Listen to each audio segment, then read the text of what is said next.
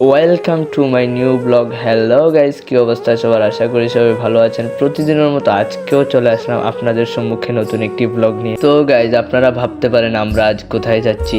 আমরা এখন সেটাই শেয়ার করব, আমরা আজ কোথায় যাচ্ছি। তো হ্যালো গাইজ, কি অবস্থা সবার? আশা করি সবাই ভালো আছেন। আমিও আলহামদুলিল্লাহ ভালো আছি। তো গাইজ, আজকের যে বিষয়টা সেটা হলো কি, আমার ভাই আব্দুলাল বাকি উনি আজ মোবাইল কিনতে যাচ্ছেন। তো গাইজ, নর্মালি উনি পড়ালেখা করেন, পাশাপাশি একটি ইউটিউব চ্যানেল আছে। আমার ভিডিওর ডিসক্রিপশন বক্সে ওনার চ্যানেলের লিঙ্কটি দেওয়া আছে। তো গাইজ, একবার হলেও ঘুরে আসবেন চ্যানেলটা থেকে। তারপর আমরা কিছু সময় হাঁটার পর চলে আসলাম রিয়েলমির শোরুমের সামনে। তো ওইখানে এসে দেখি রিয়েলমির দোকানটা বন্ধ আছে।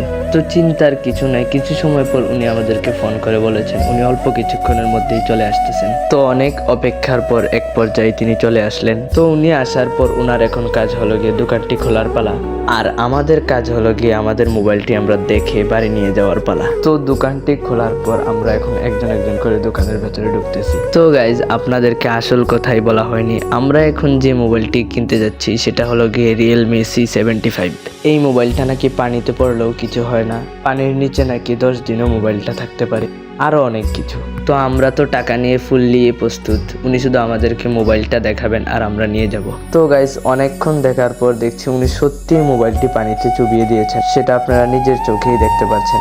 এই যে এখন উনি মোবাইলটি পানি থেকে তুলেছেন, আবার পানিতে রাখলেন। তো আমিও একবার মোবাইলটি পানি থেকে তুলে ট্রাই করে দেখলাম। একজনের পর একজনে আমরা সবাই ট্রাই করতেছি। তো উনি যখন গোল্ডেন কালার পছন্দ করেন, ওনাকে একটি গোল্ডেন কালার মোবাইল দেওয়া হলো।